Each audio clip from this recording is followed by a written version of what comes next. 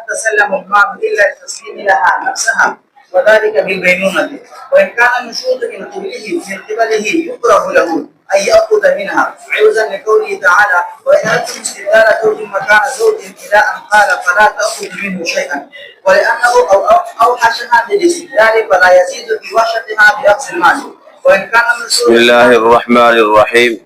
باب الخلا. خلا کا لغوی معنی ہے نکالنا، اٹھا دینا، اور اصطلاح شرع میں خلا کہتے ہیں کہ ملک نکاح کو جو ہے مال کے ذریعے سے اٹھا دینا، ختم کر دینا، اس کا نام خلا ہے. خلا کے متعلق مسائل کا ذکر ہوگا.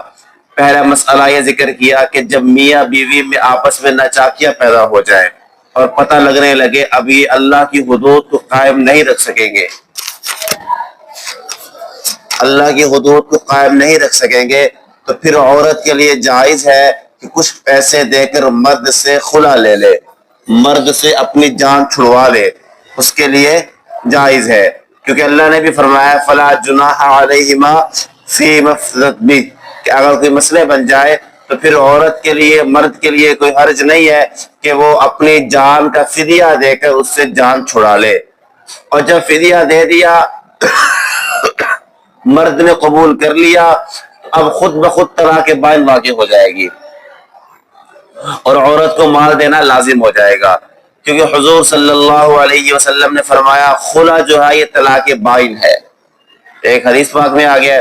اور دوسری عقلی دلیل یہ ہے کہ لفظ خلا جو ہے یہ طلاق بائن کے الفاظ میں سے ہے. البتہ فرق یہ ہے کہ طلاق بائن کے الفاظ جو ہے ایک کنائی الفاظ میں سے ہے.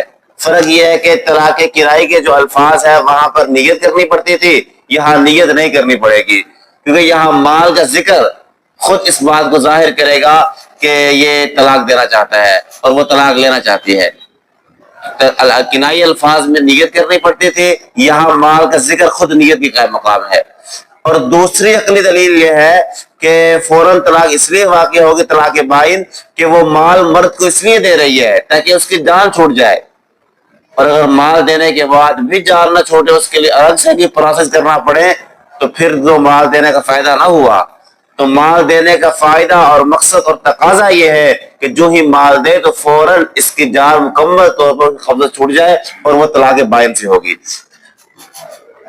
یہ ہے کہ مرد کو مال لے کر خلا کرنا جائز ہے جب قصور عورت کا ہو، لیکن اگر قصور بھی مرد کا ہو، شرارت غلطیاں اسی کی ہو، اس وقت عورت اگر خلا لے رہی ہے تو پھر مرد کے لیے مکروہ ہے کہ اس سے پیسے لے.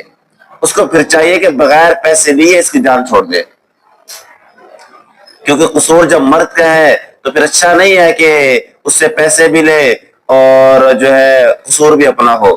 جیسے کہ اللہ نے بھی فرمایا ہے وَإِنْ أَرَدْتُمُ اسْتِبْدَالَ زَوْجٍ مَكَانَ زَوْجٍ، اے مردو اگر تم نے اپنی بیوی کے بدلے دوسری بیوی لینے کا ارادہ کر ہی لیا ہے تو اب وہ بہتر یہ ہے کہ اب پیسے نہ لو اس سے، کہ پہلے تم نے ایک بڑی وحشت میں اس کو ڈال دیا ہے، اب مزید پیسے لے کر اور کیا وحشت میں ڈالو گے.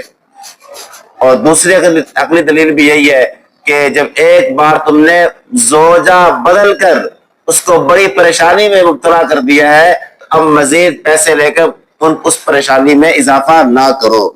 وَإِنْ كَانَ النُّشُوزُ مِنْهَا، یہ تو ہے کہ اگر قصور مرد کا ہے تو پھر پیسے لینا مکروہ ہے، لیکن اگر قصور عورت کا ہے تو پھر پیسے لینا تو جائز ہے، لیکن اتنے لے جتنے دیے ہوئے ہیں حق مہر کے اندر، اس سے زائد نہ لے، اس سے زائد لینا مکروہ ہوگا. لیکن جامع صغیر کے اندر یہ ہے کہ نہیں، اس مہر سے زائد پیسے لینا بھی جائز ہے، کیونکہ جامع صغیر کی روایت کی دلیل یہ ہے کہ قرآن کریم میں فلا جناح علیہما فی مفتدت بہ، یہاں مطلق ذکر ہے کہ وہی پیسے دے یا زائد پیسے دے. تو یہاں چونکہ تقیید نہیں ہے، اطلاق ہے، تو اطلاق کی وجہ سے ہم کہیں گے چاہے جتنے پیسے دیے ہیں اتنے لے لے یا اس سے زائد لے لے، دونوں طرح کیا ہوگا، جائز ہوگا. لیکن روایت جو اصل کی ہے جس میں یہ کہا گیا کہ زائد پیسے نہ لے، جتنے دیے ہیں اتنے ہی لے، اس روایت کی دلیل یہ ہے حضرت ثابت بن قیس بن شماس رضی اللہ تعالی عنہ نے جب نکاح کیا، اہلیہ سے بنی نہیں، قصور بھی اہلیہ کا تھا اور بدلے میں مہر جو تھا وہ باغ دیا تھا۔ جب خلو کی باری آئی تو حضور صلی اللہ علیہ وسلم نے اس عورت سے پوچھا کیا آپ نے جو باغ مہر میں لیا تھا واپس دے سکتی ہو طلاق لینے کے لیے؟ اس نے کہا وہ کیا، اس سے ڈبل دے سکتی ہوں۔ تو حضور نے کہا اما زیادۃ فلاں، زیادہ نہیں، جو لیا ہے وہ دے دو اور تمہارے دل میں خلا واقع ہو جائے گا۔ تو یہاں پر حضور صلی اللہ علیہ وسلم نے صراحتاً فلاں سے منع فرمایا تھا کہ زائد نہیں لینا ہے، تو اس لیے ہم کہتے ہیں زائد لینا مکروہ ہے، ٹھیک ہے۔ لیکن سوال یہ ہے کہ لینا تو مکروہ ہے، اگر لے لیا تو پھر کیا ہوگا؟ تو فرمایا لینا جائز ہے، جائز مال کراہت ہے، وہ تو دونوں صورتوں میں جائز ہے، قصور بے شک عورت مرد کے ہی کیوں نہ ہو تب بھی لینا جائز ہے، لیکن جائز مال کراہت۔ اسی طرح اگر قصور عورت کا ہے پھر زائد لینا جائز تو ہے لیکن جائز مال کراہت، کیونکہ آیت جو ہے آیت اس کے دو تقاضے ہیں، ایک تو یہ کہ مطلقاً جائز ہے، اتنے پیسے لینا اور زائد لینا کیا ہے؟ جائز ہے، اور دوسری بات یہ ہے کہ یہ لینا مباح اور افضل بھی ہے۔ لیکن جب آگے حدیث آئی اما زیادۃ فلاں والی، اس حدیث کی وجہ سے ہم نے آیت میں تخصیص کر دی کہ زائد پیسے لینا یا قصور اگر مرد کا ہے پھر مطلقاً پیسے لینا جائز ہے صرف، لیکن حدیث کی وجہ سے مکروہ ہے۔ بات سمجھ میں آ گئی؟ وَإِن طَلَّقَهَا عَلَى مَالٍ، ایک آدمی نے جو ہے نا اپنی بیوی کو طلاق دی مال پر، مثال کے طور پر یوں کہا انت طالق بألف درہم، یا کہا انت طالق علی الف درہم، تو فرماتے ہیں کہ یہ کہہ کر مرد نے طلاق دی، عورت نے قبول کر لیا، تو کہتے ٹھیک ہے طلاق واقع ہو جائے گی اور عورت کو مال دینا لازم ہو جائے گا، کیونکہ جو ایجاب کرنے والا مرد ہے اس کو ہر طرح کا اختیار ہے، طلاق منجز دے، طلاق معلق دے، اس نے معلق طلاق دی ہے، اس کو اختیار تھا، اس نے استعمال کیا، اور عورت کو اپنی ذات پر مکمل اختیار ہے، اس نے اپنی ذات پر آگے سے مال کو پیش کر لیا، یعنی اپنی ذات پر مال کو قبول کر لیا، اس کو اختیار تھا، اس نے صحیح اختیار استعمال کیا ہے، وہ بھی درست ہو گیا۔ اور نکاح کے بدلہ میں عوض لینا یہ بھی درست ہے، کیونکہ اگرچہ نکاح مال نہیں ہے لیکن یہ ختم کرتے ہوئے اس کے بدلہ میں معاوضہ لینا جائز ہے، جیسا کہ قصاص مال نہیں ہوتا ہے لیکن اس کے بدلہ میں معاوضہ مال لینا جائز ہے۔ تو یہاں جب ایجاب کرنے والا بھی درست ایجاب کر رہا ہے اور قبول کرنے والی بھی درست قبول کر رہی ہے اور نکاح کا معاوضہ بھی جائز ہے، تو جب سب صورتیں جائز ہیں تو پھر مال پر طلاق دینے کے بعد اگر عورت نے قبول کر لیا تو طلاق واقع ہو جائے گی اور مال لازم ہو جائے گا۔ وَكَانَتْ طلاق بائنًا، اور ہوگی کون سی طلاق؟ تو فرمایا یہ طلاق بائن ہوگی، کیونکہ ایک دلیل تو وہی جو ہم پیچھے عرض کر چکے کہ عورت جو مال دیتی ہے اس کا مقصد ہوتا ہے میری جان چھوٹے، وہ تبھی چھوٹے گی جب فوراً طلاق بائن واقع ہو، طلاق رجعی سے جان نہیں چھوٹے گی، اس لیے طلاق بائن ہوگی۔ اور دوسری عقلی دلیل یہ ہے یہاں مال کا معاوضہ، یہاں مال کا تبادلہ جان کے ساتھ ہو رہا ہے کہ عورت مال دے گی اور جان اپنے حوالے کروائے گی، اور جب عورت نے مال کا معاوضہ جان کے ساتھ کیا ہے اور مال مرد کو دے چکی ہے، اب اس مساوات کا تقاضا یہ ہے کہ اب عورت کو اپنی ذات بھی ملے، تو وہ تبھی ملے گی جب فوراً طلاق بائن واقع ہو۔ اس لیے طلاق بائن کے بعد جو ہے یعنی کہ طلاق بالمال کے ذریعے سے طلاق بائن واقع ہوگی۔ وَإِن بَطَلَ الْعِوَضُ فِي الْخُلَى، اب صورت مسئلہ یہ ہے کہ عورت نے خلا کیا مرد سے، اور خلا میں یہ کہا کہ آپ میرے نفس کو چھوڑ دیں، بدلے میں آپ کو خنزیر یا شراب یا مردار دوں گی، مرد نے قبول کر لیا، تو فرمایا یہ طلاق بائن تو واقع ہو جائے گی لیکن عورت پر کوئی شے لازم نہیں ہوگی، نہ شراب، نہ خنزیر، نہ مردار، اور نہ اس کے بدلے میں کوئی اور چیز، فرقت بغیر مال کی ہو جائے گی۔ یہ ایسے ہی مرد نے جو ہے کہا کہ میں آپ کو طلاق، یہ تو خلع کا مسئلہ، اب دوسرا ہے کہ طلاق کا مسئلہ، مرد نے کہا میں آپ کو طلاق دیتا ہوں لیکن شرط یہ ہے کہ آپ بدلے میں مجھے شراب دیں گی یا خنزیر دیں گی، یا مردار دیں گی. عورت نے کہا ٹھیک ہے. اس سے طلاق رجعی پڑ جائے گی لیکن بدلے میں عورت پر کوئی شے لازم نہیں ہوگی. ٹھیک ہے. لیکن دونوں صورتوں میں شرط یہ ہے کہ عورت قبول کرے. قبول کرے گی تو طلاق واقع ہوگی. پہلی صورت میں بائن اور دوسری صورت میں طلاق رجعی.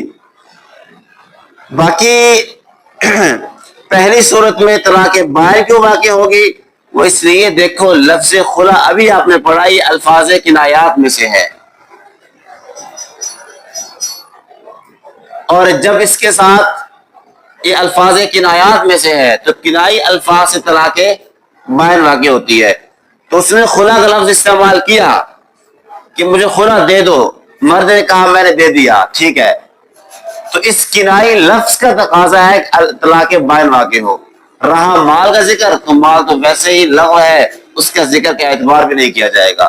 گویا کہ صرف لفظ خلا سے طلاق ہوئی ہے. عورت نے کہا مجھے خلا دے دو، اس نے کہا میں نے دے دیا. تو گویا کہ اس نے طلاق الفاظ کنائی کے ذریعے طلاق چاہی ہے اور مرد نے دے دی تو طلاق بائن واقع ہو جائے گی. اور دوسری صورت میں کہ جب وہ مرد نے کہا میں آپ کو طلاق دیتا ہوں لیکن بدلے میں شراب دو گی، تو یہاں پر جو ہے طلاق رجعی واقع ہوگی. کیوں؟ اس لیے کہ مال کا ذکر تو ہے لو، تو پیچھے کیا رہا صرف طلاق کا ذکر، اور صریح الفاظ طلاق سے طلاق رجعی واقع ہوتی ہے. اس لیے یہاں طلاق رجعی واقع ہو جائے گی اور عورت پر مرد کے کچھ بھی لازم نہیں ہوگا. اور یہاں کوئی یہ بھی نہ سمجھے کہ مرد کو دھوکہ مل رہا ہے، دھوکہ بھی نہیں مل رہا. اس لیے کہ اس نے صراحتاً کہہ دیا تھا کہ بدلے میں خلا کے وقت کہ بدلے میں آپ کو شراب دوں گی. یہ طلاق کا جب ذکر ہوا تھا مرد نے خود کہا تھا کہ میں آپ سے شراب لوں گا. کیا مرد کو پتہ نہیں تھا کہ میں مسلمان ہوں اور ایسے مسلمان کے میرے لیے لینا جائز بھی نہیں ہے؟ جب سب پتہ تھا تو خود دھوکہ کھایا ہے، اس نے دھوکہ دیا نہیں گیا ہے. تو جب خود پاؤں میں کلہاڑی ماری ہے تو پھر اس کی ذمہ دار ہم تھوڑی ہیں، خود ہوگا. کیوں اس نے ایسا کیا؟ اور اس لیے جو ہے اس کو کچھ بھی نہیں ملے گا. ہاں اگر عورت نے یوں کہا کہ آپ مجھ سے خلا کریں جو اس سرکے کے بدلہ میں جو اس مٹکے میں موجود ہے، مرد نے کہا ٹھیک ہے. جب بعد میں دیکھا گیا تو اس مٹکے میں شراب تھی. اب یہاں مرد کو دھوکہ دیا گیا ہے. اب یہاں ہم کہیں بھائی خلا تو ہوا ہے، خلا تو نہیں اٹھ سکتا. اب البتہ آپ اب اس شراب کے بدلہ میں اتنے مٹکے کے برابر سرکہ بھرو، اس سرکے کی جو قیمت ہے وہ قیمت آپ اپنے شوہر کو دیں گی.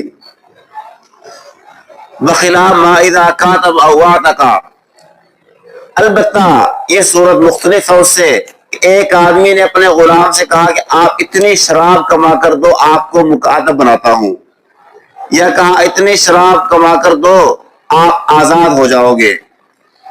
تو فرمایا کہ اس صورت میں وہ غلام آزاد تو ہو جائے گا، مکاتب تو بن جائے گا، لیکن جتنی شراب وغیرہ کا تعین ہوا ہے اتنے کی قیمت واجب ہوگی. کیوں؟ اس لیے کہ جو غلام ہے نا یہ مال متقوم ہے اور مرد اپنی ملکیت بغیر مفت چھوڑنے پر راضی نہیں ہے، اور جو عوض مقرر کیا وہ لے نہیں سکتا ہے. تو مجبوراً یہاں ہمیں اس کا متبادل دینا پڑے گا اور وہ ہے قیمت وغیرہ. اما بالبزعی، یہ فرق بیان کریں گے کہ پہلے مسئلہ میں جب خلا کرتے ہوئے یا طلاق کا ذکر کرتے ہوئے جب بدلے میں شراب کا ذکر ہوا تھا یا خنزیر کا، آپ نے کہا تھا خلا طلاق ہو جائے گی لیکن بدلے میں شراب یا خنزیر یا اس کا متبادل کچھ بھی نہیں ملے گا. لیکن یہاں جب غلام کا مسئلہ آیا وہاں بدلے میں شراب کا ذکر ہوا، آپ نے کہا شراب تو نہیں ملے گی البتہ قیمت ملے گی. تو وہاں خلا والے مسئلہ میں یا طلاق والے مسئلہ میں آپ قیمت کیوں نہیں دلواتے ہیں؟ وجہ فرق کیا ہے؟ وجہ فرق بہت آسان ہے. دیکھو جو بزو ہے نا اس پر جو ملکیت ہے، بزو جو متقوم ہوتی ہے یہ ہر وقت نہیں ہوتی. یہ جب آپ کے ملکیت میں آ رہی ہو دخول کے وقت تو یہ مال متقوم بنتی ہے، لیکن خروج کے وقت یہ مال متقوم نہیں ہوتی. اب جب آپ مثال کے طور پر کسی عورت سے نکاح کر رہے ہیں تو نکاح کرتے ہو جو دخول ہو رہا ہے نا تو اس وقت یہ ملک وضو یہ مال متقوم ہوگی۔ اگر نکاح کے وقت یہ ذکر ہوا کہ آپ کو بدلے میں یعنی مہر میں شراب خنزیر ملے گی وہ تو مل نہیں سکتی ہے، تو وہاں مجبوراً ہمیں مہر مثلی دلوانا پڑتا ہے کیونکہ یہ مال متقوم ہے اور وہ بغیر مفت جو ہے کسی کو دینے پر راضی نہیں ہے۔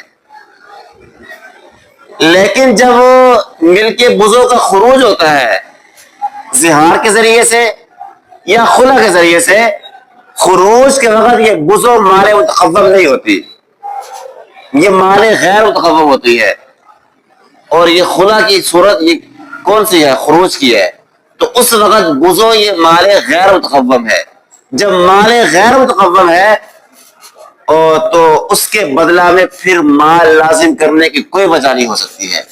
اس لیے اگر شراب یا خنزیر کا ذکر ہوا تو نہ شراب نہ خنزیر ملے گی، نہ بدلے میں اس کو متبادل قیمت ملے گی۔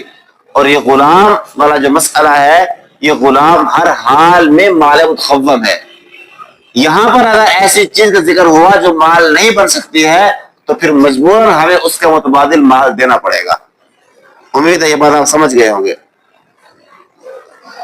آگے والفقہ سے صاحب ہدایت خود بھی وضاحت دے رہے ہیں کہ وضو جو ہے یہ ایک عظیم عظمت والی چیز ہے۔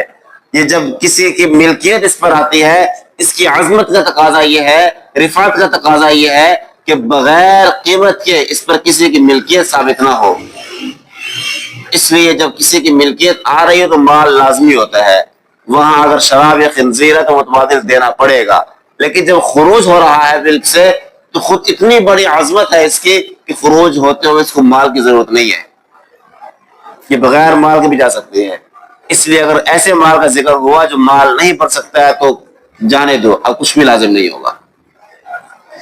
وما جاز ان یکون مہرا، فرمایا جو چیز مہر بننے کی صلاحیت رکھتی ہے وہی چیز بدلے خلا بننے کی بھی صلاحیت رکھتی ہے، کیونکہ مہر جب دیا جا رہا ہوتا ہے اس وقت وضو مال متقوم ہوتی ہے، اور جب خلا ہو رہا ہوتا ہے وضو کیا ہوتی ہے؟ مال غیر متقوم۔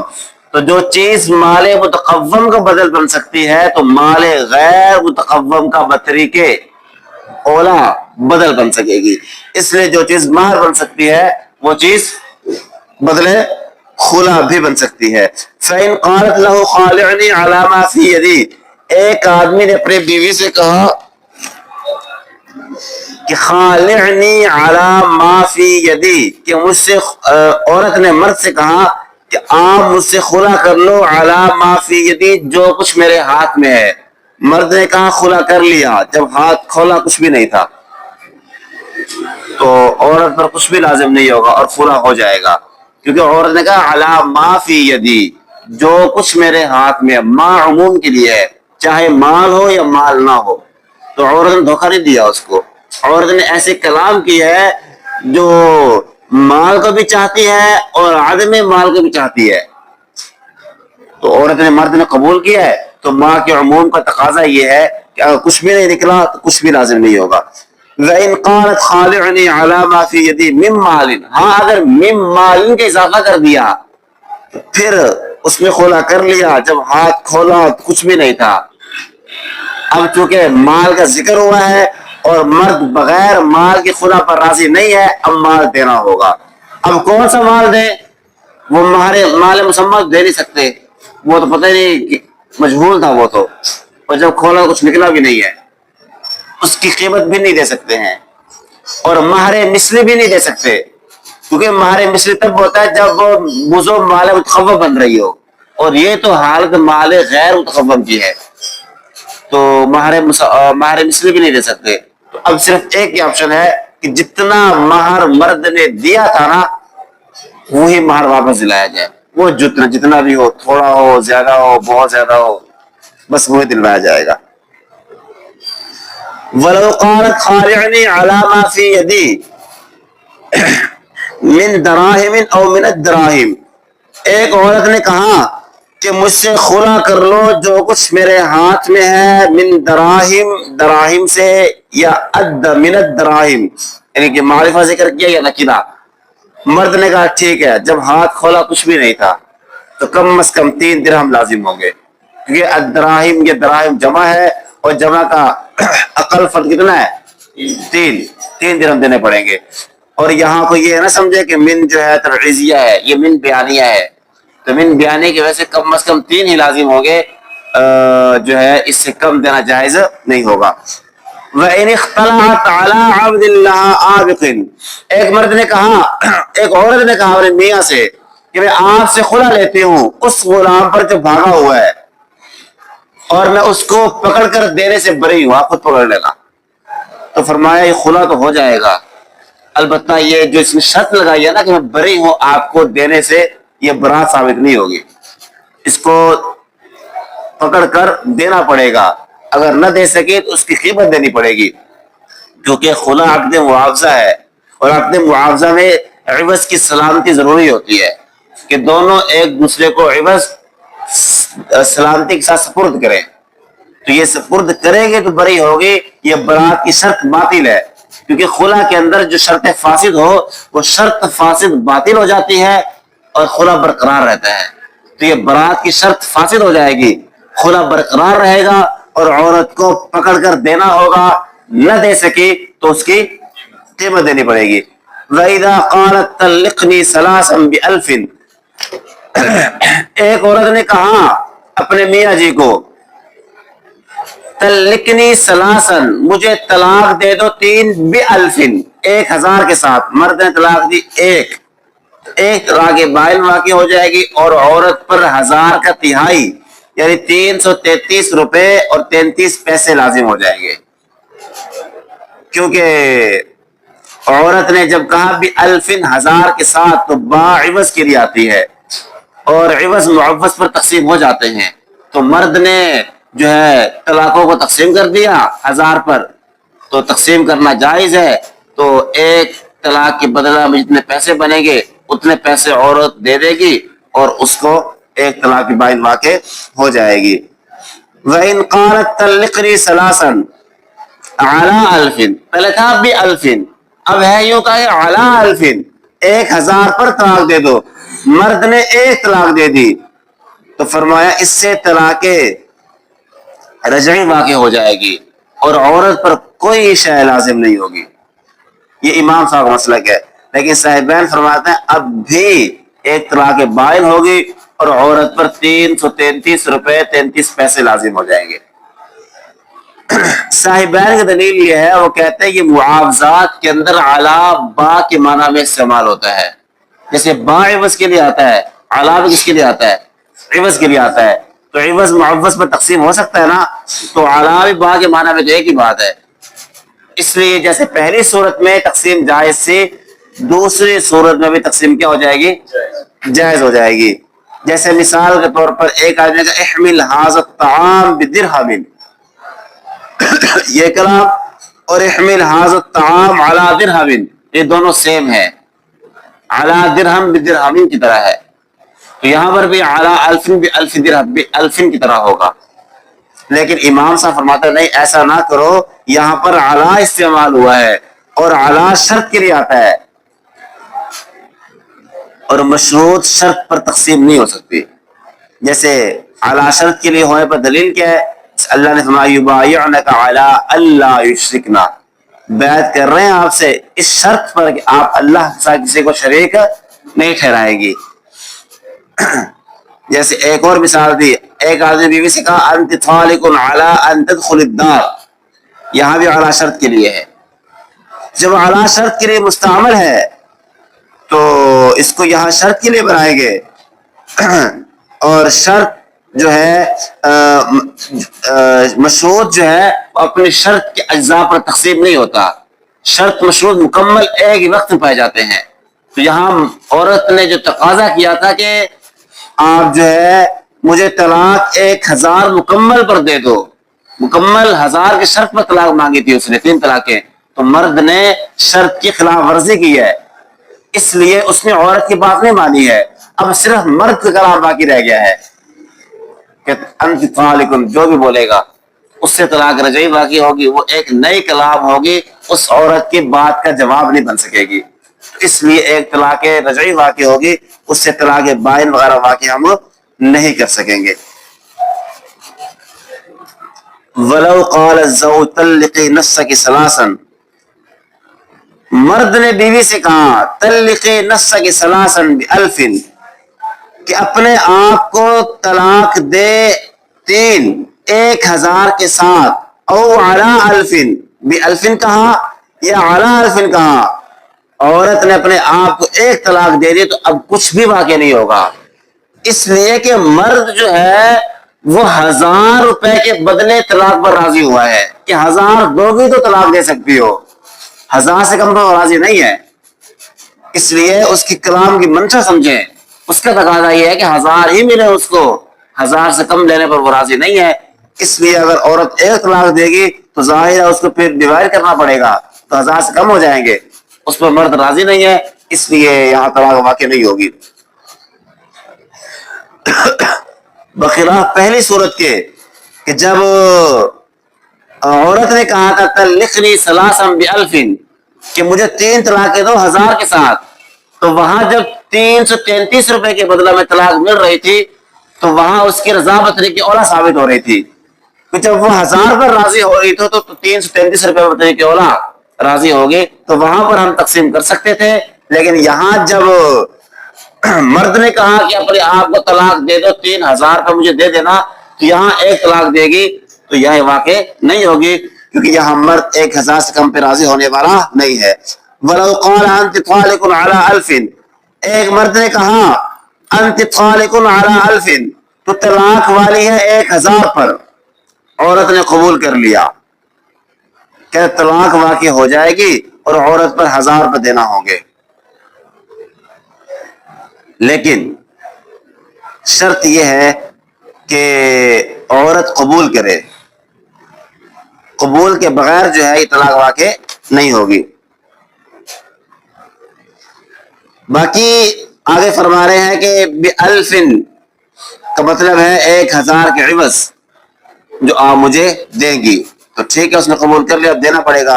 اور علی الفن کا مطلب ہے علی شرط الفن، یہ پہلے بات گزری ہے 1000 کی شرط پر، تو 1000 کے عوض کہے 1000 کی شرط پر کہے، دونوں صورتوں میں قبول کرے گی تو عوض دینا پڑے گا، اگر قبول نہیں کرے گی تو طلاق واقع نہیں ہوگی. وَلَوْ قَالَ لِامْرَأَتِهِ أَنْتِ طَالِقٌ، ایک آدمی نے بیوی سے کہا أَنْتِ طَالِقٌ وَعَلَيْكِ أَلْفٌ، کہ تو طلاق والی ہے اور تجھ پر 1000 ہے، عورت نے قبول کر لیا. یا ایک مرد نے غلام سے کہا انت حر وعلیک 1000، تو آزاد ہے اور تجھ پر 1000 ہے. غلام نے قبول کر لیا تو غلام آزاد ہو جائے گا، عورت کو طلاق پڑ جائے گی، لیکن غلام پر بھی کچھ لازم نہیں ہوگا، عورت پر بھی کچھ لازم نہیں ہوگا. کیوں؟ یہاں پر چاہے وہ قبول کرے تب بھی طلاق واقع ہوگی، آزادی ہوگی، چاہے قبول نہ کریں تب بھی طلاق واقع ہوگی، آزادی واقع ہوگی، اور بدلے میں کچھ بھی لازم نہیں ہوگا. لیکن صاحبین فرماتے ہیں کہ نہیں، اگر قبول کریں گے تو طلاق واقع ہو جائے گی عورت پر، غلام آزاد ہو جائے گا اور بدلے میں ان کو معاوضہ دینا پڑے گا. اگر قبول نہیں کیا ہے تو طلاق بھی واقع نہیں ہوگی، آزادی بھی واقع نہیں ہوگی. گویا کہ یہ مسئلہ صاحبان نزدیک سابقہ مسئلوں کی طرح ہے، لیکن امام صاحب نے یہاں اپنا رخ پھیرا ہے. دلیل ہم پیش کرتے ہیں انشاءاللہ آگے چل کر. صاحبین کی دلیل لہما سے، صاحبین نے کیا کہا کہ جب کہا انت طالق وعلیک 1000 یا کہا انت حر وعلیک 1000، اگر یہ عورت یا غلام قبول کریں گے تو آزادی یا طلاق واقع ہوگی اور بدلے میں مال دینا پڑے گا. اگر قبول نہیں کرتے تو آزادی یا طلاق واقع نہیں ہوگی. صاحبان کی دلیل یہ ہے، یہ یہاں پر علیکا یا علیکی یہ بدلیت کے لیے مستعمل ہوئے ہیں کہ تو طلاق والی ہے، وعلیک 1000 اس کے بدلہ میں تجھ پر 1000 ہے، تو آزاد ہے، وعلیک 1000 بدلہ میں تجھ پر 1000 ہے. تو یہاں علا بدلیت کے لیے مستعمل ہے، جیسے با بدلیت کے لیے مستعمل تھی عوض کے لیے، تو یہاں بھی عوض اور بدلیت کے لیے مستعمل ہے. تو بدل دیں گے قبول کر کے تو طلاق ہوگی یا آزادی ہوگی، ورنہ نہیں. جیسے انہوں نے اپنا ایک کیس پیش کیا، ایک آدمی کہتا ہے احمل هذا المتاع ولك درهم، کہ تو اس سامان کو اٹھا ولا کا درہمن، یہاں بھی لکا بدلیت کے لیے ہے، ولا کا درہمن اس کے بدلہ میں آپ کو درہم دوں گا، یہاں بھی علیکا یا علیکی بدلیت کے لیے ہے، طلاق دے بدلے میں 1000 دے گی تو آزاد ہے، بدلے میں تجھے 1000 دینا پڑے گا، جیسے لکا بدلیت کے لیے مستعمل ہے، علیکا یا علیکی بھی بدلیت کے لیے مستعمل ہوں گے، اور ان پر وہی قوانین جاری ہوں گے جو پہلے ہم بیان کر چکے۔ وَلَهُ سے امام صاحب کی دلیل، امام صاحب کہتے ہیں کہ ان جملوں کو سابقہ جملوں پر فٹ نہ کرو، یہاں اس نے کہا انت طالق وعلیک الف، یا کہا انت حر وعلیک الف، یہاں واو کے ذریعے سے اس نے جملے کو علیحدہ کر دیا ہے، اور علیکا حر یا علیکی حر، علیک الف یا علیک الف یہ مکمل جملہ ہے، علیک خبر مقدم اور الف مبتدا مؤخر، پورا جملہ ہے، اور جملے میں اصل یہ ہے کہ وہ مستقل الگ ہونا چاہیے، اس کو کسی سے ملاؤ نہیں، اور یہاں ملانے کی ضرورت بھی نہیں ہے، کیونکہ جو پہلے جملہ نا انت طالق یا انت حر وہ بغیر پیسے کو بھی ہو جاتے ہیں، نہیں ہوتے ہیں نا، تو اس کو ان جملوں سے ملانے کی حاجت بھی نہیں ہے، جب حاجت بھی نہیں ہے اور یہ جملہ اپنے معنی میں مکمل ہو رہا ہے تو بلا وجہ سابق کے ساتھ ملا کر اٹیچ کرنے کی ضرورت نہیں ہے، تو گویا کہ انت طالق الگ جملہ ہو گیا، وعلیک الف یہ الگ جملہ ہے، اس کا ماقبل سے کوئی ربط نہیں ہے، اس لیے انت طالق سے طلاق رجعی واقع ہو جائے گی، 1000 لازم نہیں ہوگا، کیونکہ 1000 کا لزوم ایک الگ جملے کے اندر ہے، ماقبل سے کوئی ربط نہیں ہے اس کا، اور انت حر سے آزادی واقع ہو جائے گی، وعلیک الف سے 1000 لازم نہیں ہوگا، کیونکہ یہ الگ جملہ، اس کا ماقبل سے کوئی ربط نہیں ہے، سمجھ میں آگے بات؟ باقی جو صاحبان نے قیاس پیش کیا تھا کہ احمل حاصل متاع ولا درہم، تو جواب یہ ہے کہ یہ جو آپ نے مثال پیش کیا نا، یہ بیع کا مسئلہ ہے، اور بیوعات عام طور پر پیسوں کے ساتھ ہوتی ہیں، وہاں پیسہ جزو لازم ہے، تو وہاں ہمیں لکا کو بدلیت کے معنی میں مجبوراً ماننا پڑا ہے، اور یہاں کوئی مجبوری نہیں ہے طلاق والے مسئلہ میں یا آزادی والے مسئلہ میں، بلکہ طلاق یا آزادی اکثر طور پر فری بھی ہوتی ہیں، پیسے بہت کم شاذ و نادر ہوتے ہیں، تو وہاں کوئی مجبوری پریشانی نہیں تھی، اس لیے بلا وجہ ہم مستقل جملے کو تابع نہیں بنا سکتے تھے، اور یہاں مجبوری تھی، کیونکہ یہ جو بیوعات میں جو معاملات چلتے ہیں یہ بغیر پیسوں کے نہیں ہوتے، تو یہاں ہمیں مجبوری کے تحت اس کو جو ہے لکا کو بدلیت کے معنی میں ماننا پڑا۔ وَلَوْ قَالَ أَنْتِ طَالِقٌ عَلَى أَلْفٍ عَلَى أَنِّي بِالْخِيَارِ، ایک آدمی نے کہا اپنی بیوی سے تو طلاق والی ہے 1000 پر، لیکن مجھے اختیار ہے، مجھے 1 دن کے اختیار دو، یا کہا تو طلاق والی ہے 1000 پر، تجھے 3 دن کے اختیار ہے، پہلے کیا کہا؟ مجھے اختیار ہے، دوسرے مسئلہ میں کیا ہے؟ تجھے اختیار ہے، تو فرمایا کہ جس صورت میں مرد نے اپنے لیے اختیار رکھا ہے وہ اختیار تو ہے باطل، اور جس صورت میں عورت کے لیے اختیار ہے عورت کو اختیار ملے گا، عورت اگر 3 دن میں قبول کرے گی تو طلاق واقع ہو جائے گی، رد کر دے گی طلاق واقع نہیں ہوگی، خاموش رہے گی تب بھی طلاق واقع ہو جائے گی، کیونکہ خاموشی بھی رضامندی کی علامت ہے۔ تو خلاصہ کلام یہ ہے کہ جب مرد طلاق دے رہا ہو مال کے بدلہ میں، اس وقت مرد اپنے لیے اختیار نہیں رکھ سکتا ہے، البتہ اگر عورت رکھے تو عورت کے لیے اختیار رکھنا کیا ہے؟ جائز ہے، یہ ہے امام صاحب کے نزدیک، لیکن صاحبین فرماتے ہیں نہ مرد کے لیے اختیار جائز ہے نہ عورت کے لیے اختیار جائز ہے، جب مرد نے کہہ دیا عورت نے قبول کر لیا طلاق واقع ہو جائے گی، 1000 لازم ہو جائے گا، فسخ کا اختیار کسی کو بھی نہیں ہوگا، صحیح ہے۔ صاحبین کی دلیل یہ ہے، دیکھو یہ جو اختیار ملتا ہے نا یہاں پر، یہ جو کہہ رہا ہے تجھے طلاق والی ہے 1000 پر اس شرط پر کہ مجھے اختیار ہے یا آپ کو اختیار ہے، اس اختیار کا مطلب یہ ہوتا ہے کہ یہ عقد منعقد ہو چکا ہے، یہ عقد کیا ہے؟ منعقد ہو چکا ہے، اب انعقاد کے بعد اس کو فسخ کرنے کا اختیار ہوتا ہے، انعقاد میں اختیار نہیں ہوتا، انعقاد ہو جاتا ہے، انعقاد ہو گیا، اب مجھے اختیار ہے یا آپ کو اختیار ہے، یہ اختیار انعقاد کے بعد فسخ کرنے کے لیے ہوتا ہے۔ اور یہاں جو میاں بیوی نے تصرفات کر رکھے ہیں، یہ تصرفات فسخ کو قبول نہیں کرتے۔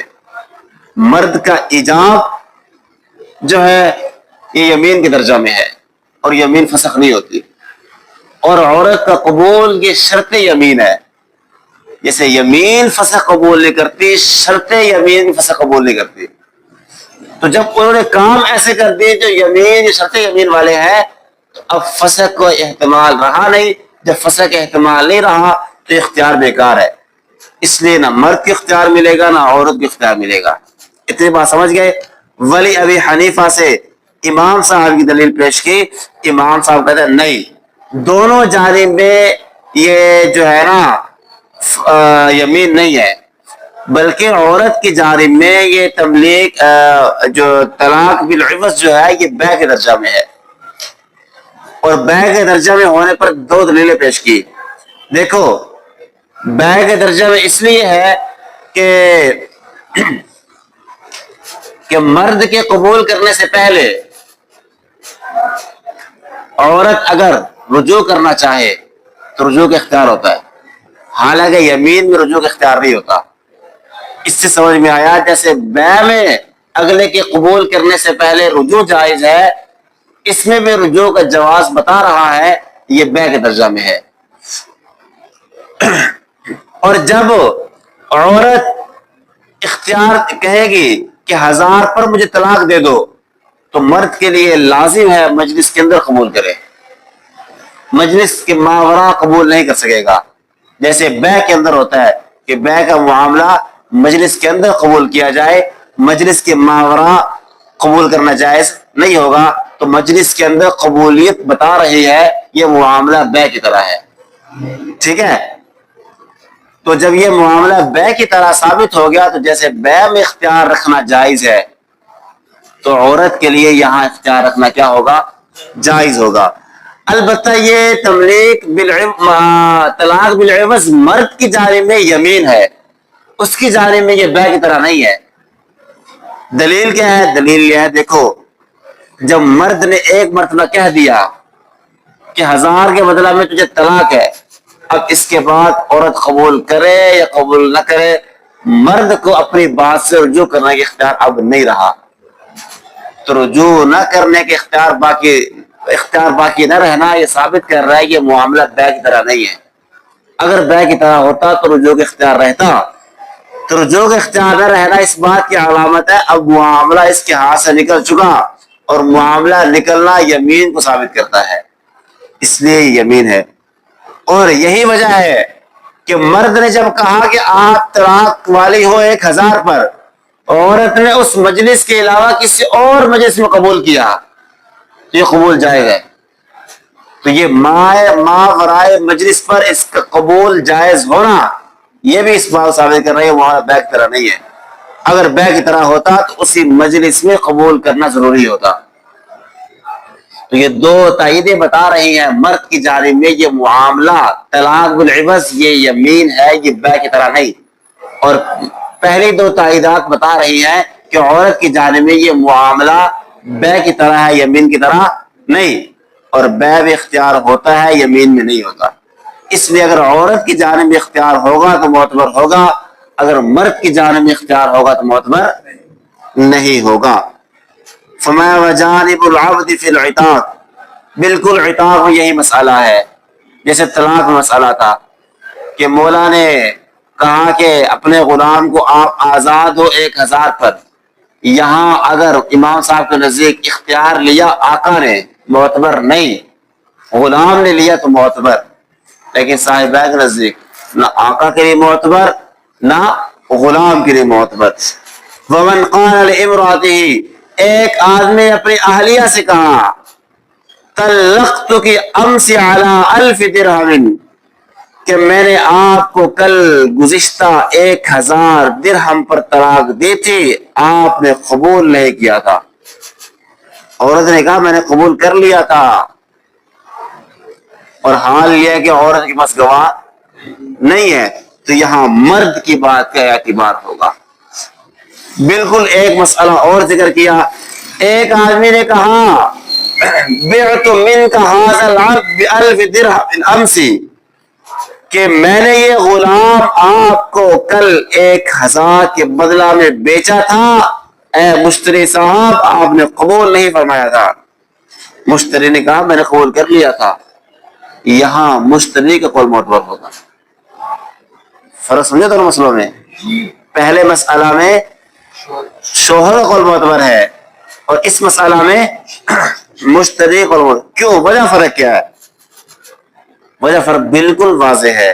دیکھو جو طلاق بالمال ہے نا، وہ مرد کی جانب میں کیا ہوتی ہے؟ یمین. اور یمین جو ہے وہ یمین اٹھانے والے پر پوری ہو جاتی ہے، وہ کسی اور چیز کا تقاضا نہیں کرتی.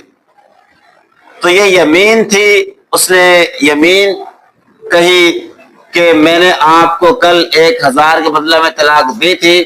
تو اس یمین سے یہ لازم نہیں آتا کہ وہ عورت کے اقرار کا بھی جو ہے اظہار کر رہا ہو کہ آپ نے اس چیز کا قبول نہیں کیا تھا. اس سے یہ لازم نہیں آتا ہے، بلکہ یمین اٹھانے والا پوری ہوتی ہے. اس نے گویا یمین اٹھائی اپنی ذات کے لیے، اور اس کے ذریعے اس نے اگلے پر کوئی چیز لازم نہیں کی ہے. اب اگلا کو اگر انکار کرتا ہے تو اس کو اپنی بات بینہ پیش کرنے ہوں گے. بینہ پیش کر سکے تو ٹھیک، نہیں تو یمین اٹھانے والے کی بات کا اعتبار کر لیا جائے گا. بخلاف بیع والے مسئلہ میں کہ میں نے غلام بیچا تھا، آپ نے قبول نہیں کیا، یہ بیع میں قبولیت رکن لازم ہے. یہ قبولیت بغیر پوری نہیں ہوتی ہے. اب جو وہ کہتے ہیں کہ میں نے بیچا تھا، آپ نے قبول نہیں کیا، تو در پردہ وہ اس بیع کو ختم کرنا چاہتا ہے. تو مشتری کا انکار اس کے اس انکار پر غالب آ جائے گا، اور مشتری کی بات مان کر ہم کہیں گے ہم اب آپ کو اپنی بات سے پھرنے نہیں دیں گے. اب اس پر مشتری کا حق ثابت ہو چکا ہے، اب مشتری کی بات کو آپ کو ماننا ہوگا. امید بات سمجھے ہوں گے. والمبارات کالخلع، ایک ہوتا ہے مبارات.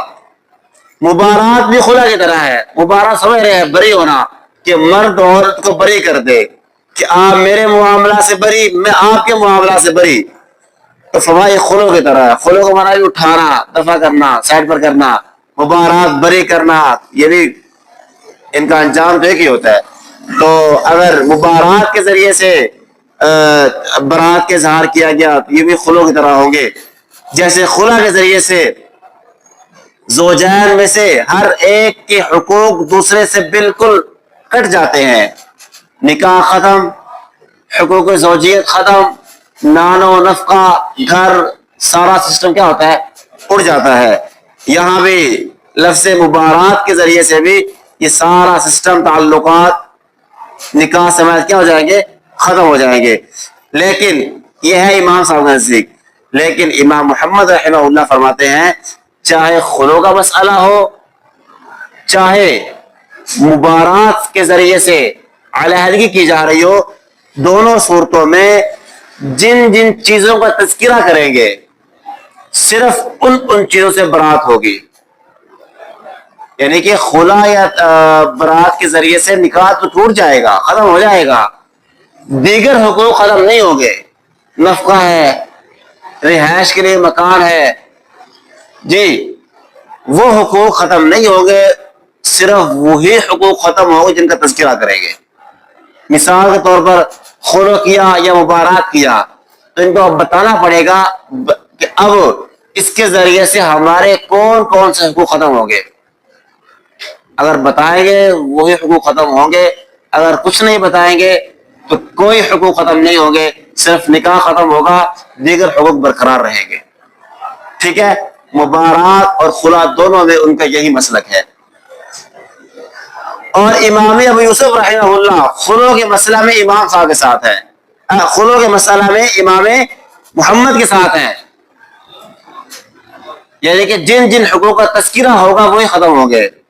لیکن جو ہے مبارات کے مسئلہ میں امام صاحب کے ساتھ ہے، ابو یوسف مبارات کے مسئلہ میں امام صاحب کے ساتھ ہیں کہ جس طرح امام صاحب کے نزدیک خلع سے تمام حقوق ختم ہوتے ہیں، ایسے ہی مبارات سے بھی تمام حقوق کیا ہو جائیں گے؟ ختم ہو جائیں گے۔ خلاصہ کلام یہ ہوا، امام صاحب کے نزدیک جس طرح خلع سے تمام حقوق ختم ہوتے ہیں، مبارات سے بھی تمام حقوق کیا ہو جائیں گے؟ ختم ہو جائیں گے۔ اور امام محمد کے نزدیک خلع اور مبارات دونوں سے تمام حقوق ختم نہیں ہوں گے، بلکہ جن حقوق کا تذکرہ ہوگا وہی ختم ہوں گے۔ اور امام ابو یوسف خلع کے مسئلہ میں امام محمد کے ساتھ ہے کہ جن حقوق کا تذکرہ ہوگا وہی ختم ہوں گے، اور مبارات کے مسئلہ میں امام ابو حنیفہ کے ساتھ ہے کہ تمام حقوق مبارات کے ذریعے کیا ہو جائیں گے؟ ختم ہو جائیں گے۔ امام محمد کی دلیل یہ ہے، وہ کہتے ہیں دیکھو یہ مبارات ہو یا خلع ہو، یہ معاوضہ ہے، اور معاوضات کے اندر جو شرطیں لگائی جائیں وہی معتبر ہوتی ہیں، اور جن شرطوں کا تذکرہ نہ ہو ان کا اعتبار نہیں ہوتا ہے۔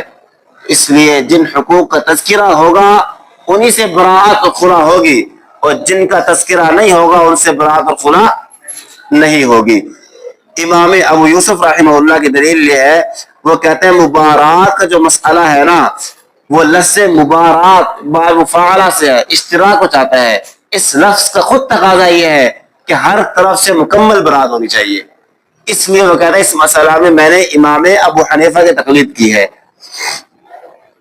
البتہ جو یہ خلع کا مسئلہ ہے، وہ خلع کا معنی ہے اٹھانا، اور اٹھنا یہ صرف نکاح کے اٹھنے سے بھی خلع کا معنی متحقق ہو جاتا ہے، ٹھیک ہے؟ تو اس لیے خلع کے مسئلہ میں امام محمد کا ساتھ دیا میں نے کہ خلع کے اندر جن حقوق کا تذکرہ ہوگا، نکاح اٹھے گا ہر حال میں، اس کے علاوہ جن حقوق کا تذکرہ ہوگا وہ تو اٹھ جائیں گے، لیکن جن حقوق کا تذکرہ نہیں ہوگا وہ نہیں اٹھیں گے۔ اور امام صاحب کی دلیل وہ کہتے ہیں دیکھو خلع کا معنی ہے جدائیگی، علیحدہ ہونا، تنہا ہو جانا، اسے خلع النعل کا معنی ہے مکمل جوتے اتار دینا، ایسے ہی خلع العمل، عمل سے مکمل علیحدگی کر دینا۔ تو اس کا معنی جدائی، تنہائی، علیحدگی، تو لفظ خلع کے معنی کا تقاضا یہ ہے کہ ہر اعتبار سے تمام حقوق سے کیا ہو؟ علیحدگی ہو۔ ایسے ہی مبارات کا معنی بھی یہی ہے، بری ہونا، الگ ہونا، اس سے جو ہے بالکل برات کے اظہار کر دینا۔ لفظ برات کے لفظ کا اطلاق چاہتا ہے کہ جس طرح نکاح سے برات ہوئی ہے ایسے ہی تمام حقوق سے برات ہونی چاہیے، صرف ان حقوق سے جن کا تذکرہ ہوا ہے صرف ان سے برات معتبر نہیں، تذکرہ ہوا نہیں ہوا تمام حقوق کی وجہ سے کیا ہو جائے گی؟ برات ہو جائے گی۔ امید ہے یہاں تک بات سمجھ آ گئی ہوگی۔ اس کے علاوہ